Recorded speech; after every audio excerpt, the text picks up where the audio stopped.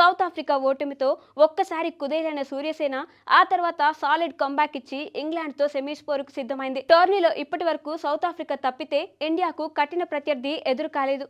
కానీ సెమీస్ ఫైనల్లో మాత్రం టఫ్ టీమ్స్ ఎదురుకానున్నాయి. ఇకపై పక్కా ప్రణాళికతో ఆడితే గెలుస్తాం. చిన్న తప్పులు చేసినా సరిదిద్దుకునే సమయం లేదు. కీలకమైన సెమీస్కు ముందు భారత జట్టును ఒక విషయం తీవ్ర ఆందోళనకు గురిచేస్తుంది. సూపర్ 8లో భాగంగా ఇండియా ఫీల్డింగ్ అన్ని జట్ల కంటే దారుణంగా ఉండడం ఇప్పుడు చర్చనీయాంశంగా మారుతుంది. మన జట్టులో అందరూ యంగ్ ఫీల్డర్లు ఉన్నా నాసిరకంగా ఉన్న ఫీల్డింగ్తో ప్రత్యర్థులకు భారీ స్కోర్ ఇచ్చేస్తుంది. టీమిండియాలో సగం మంది ఆటగాళ్ల ఫీల్డింగ్ ఘోరంగా ఉంది. అభిషేక్ శర్మ, శివం దూబే, వరుణ్ చక్రవర్తి, హర్షదీప్ సింగ్ల ఫీల్డింగ్ ఇండియాకు కొత్త తలనొప్పి తీసుకొచ్చింది. వీరితో పాటు కొంతమంది ప్లేయర్స్ క్యాచ్లు పట్టడంలో, బంతిని ఆపడంలో విఫలమవుతున్నారు. సూపర్ 8లో ఇండియా క్యాచింగ్ ఎఫిషియన్సీ కేవలం 72.7% మాత్రమే ఉంది. అంటే 10 క్యాచ్ల్లో మన జట్టు 3 నేలపాలు చేస్తుందన్నమాట.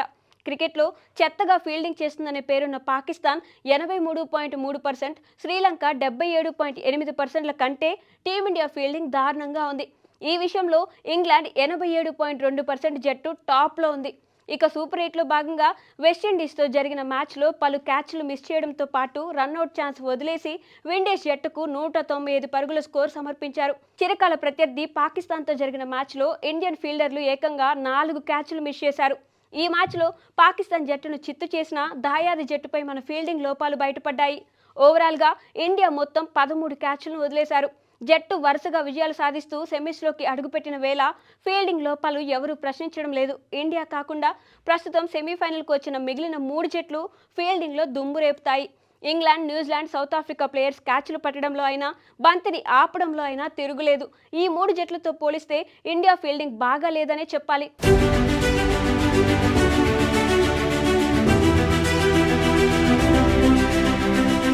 ఫీల్డింగ్ కోచ్ దిలీప్ భారత ప్లేయర్లను ఫీల్డింగ్లో చక్కగా తీర్చిదిద్దాల్సిన అవసరం ఉంది.